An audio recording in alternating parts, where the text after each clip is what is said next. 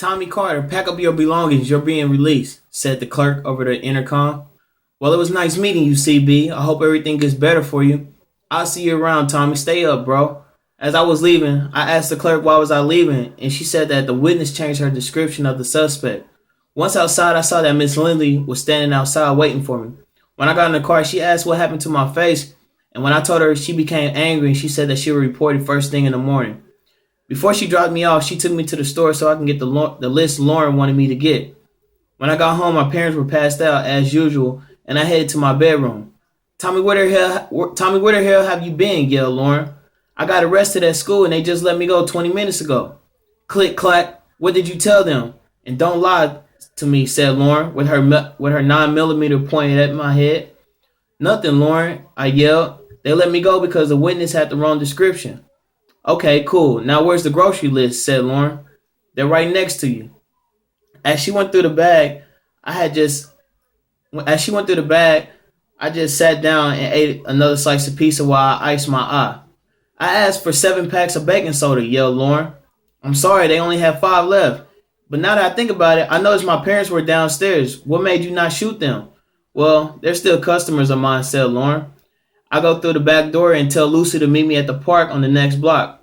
Anyways, though, I need you to make a delivery for me tomorrow. In your dresser, there's 3 pounds of marijuana wrapped up. Take it out, put Vaseline around it, and rewrap it for me. Okay, said Tommy. Then what do you want me to do with it? Put it in your backpack and switch bags with the customer tomorrow. No, Lauren, I'm not getting my backpack greasy and most definitely not giving it away. The Vaseline and extra wrap is to keep the smell out, Tommy, and I'll buy you a new bag, said Lauren. Well, I don't smell anything now, so I'm not using the Vaseline, Lauren. Okay, Tommy, whatever you say. Just switch bags with Mr. Gregg and bring me the bag he gives you. Who is Mr. Gregg, Lauren? The only other white person in the school, replied Lauren. Lauren, are you talking about the teacher? Yes, Tommy, the math teacher. No, Lauren, I'm not about to give drugs to a teacher. Are you crazy? Click, clack. You not doing what, Tommy? I'm not making the trade. Shoot me. Shoot me and it'll be cops all around this house. So do what you have to do. Lauren then starts to laugh. And then she said, when are you going to realize that I don't give a fuck about the police?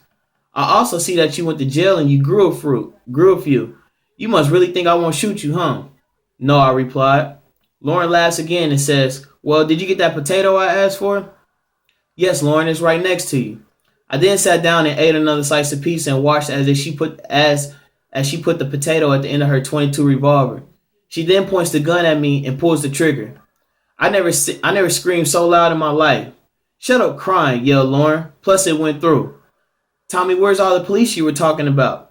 I didn't know that putting the potato on the gun would stop it from. I didn't know that putting a potato on the end of a gun would stop it from making a sound. But I just looked at her as if I wanted to kill her.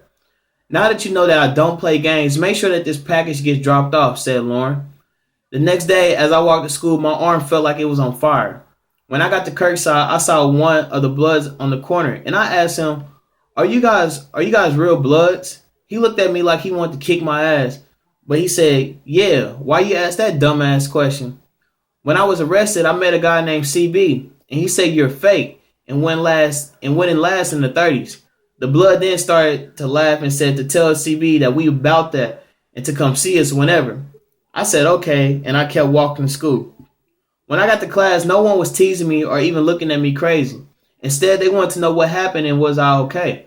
I just told them that they released me and that I was fine. An hour into class, everyone started making a sniffing sound. So I said, sorry guys, cheesy pizza again. Nah, they don't smell like pizza. Somebody got that loud, yelled James. Then comments began like, who got it? Pass the blunt. Let me get 2 for 30. I didn't know what they were talking about, but again, my nose was stopped up from getting punched. Miss Lindley must have caught the wave because she demanded everyone's backpack. We all got in the line and handed Miss Lindley our backpacks one by one. I was third person in line till out of nowhere the fire alarm rang. We all ran outside to the front. Once outside, I saw Mr. Gregg and I ran up to him and said, do you have the bag? He looked surprised, but he switched bags with me and said, this is between me and you. Do I make myself clear? Yes, sir, I replied. I then went back to my group. Ms. Lindley was still going through bags, but just had asked for mine. I knew it was over. I then walked to hand her my bag until Mr. Gregg ran up from behind and said, "I'm sorry, Miss Lindsley, but Tommy's mom just called and wants him home right now." "Okay, Tommy, I'm not worried about you anyway. Hurry home and let me know if you need anything." "Thanks, Miss Lindsley," I replied. I saw my life flash before my eyes because if she knew what was in my backpack, I would have been expelled or even put back in jail. As I made my way back home, I saw the Bloods outside, but this time it was more of them that I had ever seen before. As I walked past, one of the Bloods yells out, "Hey, white boy." I then turned around to see what he wanted. "Who is CB and where does he stay?" yelled the Blood.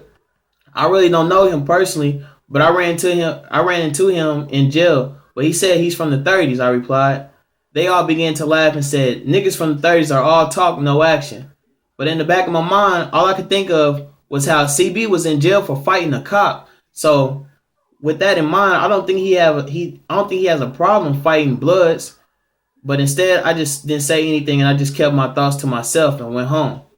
When I got home, again, my parents were passed out on the couch and I saw that Lauren was in the kitchen cooking with a bandana over her face. I'm not a chef, but I know for sure cooking doesn't require a bandana. And as I made my way to the kitchen, I noticed that there was a weird smell and the odor got stronger the closer I got. Before I could step in the kitchen, Lauren threw me a bandana and told me to put it over my nose. "What are you cooking?" I asked. "Whatever it is, it sure does stink and starting to make my head hurt, Lauren." She then replied, "Don't worry about it, and to hurry up and cover my nose before I end up like my parents." Before I could get the bandana on, Lauren demanded the money from Mr. Gregg. While Lauren was counting the money, I was trying to figure out what she was cooking, but I couldn't make out what it was.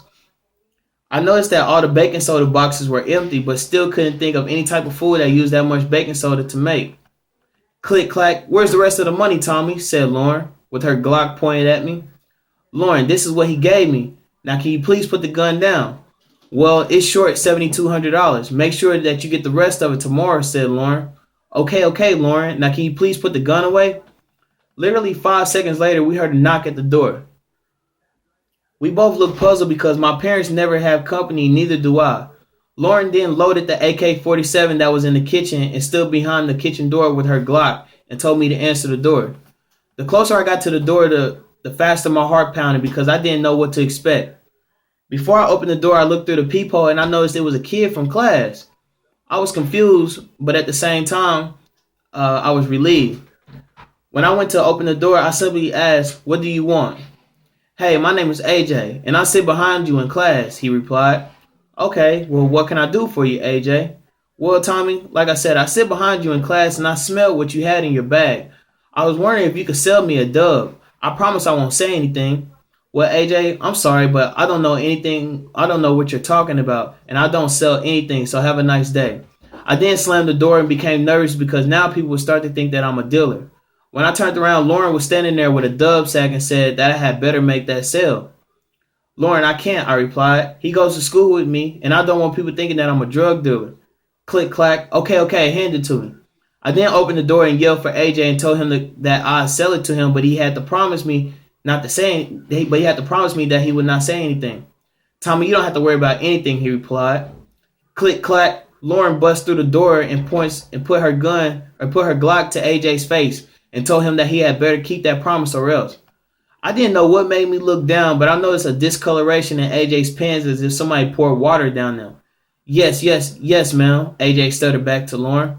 "Okay, I'm glad we had that understanding," replied Lauren. "Well, now that that's over, go put on some clothes, Tommy, because I'm almost done cooking and I need you to make another drop-off," said Lauren.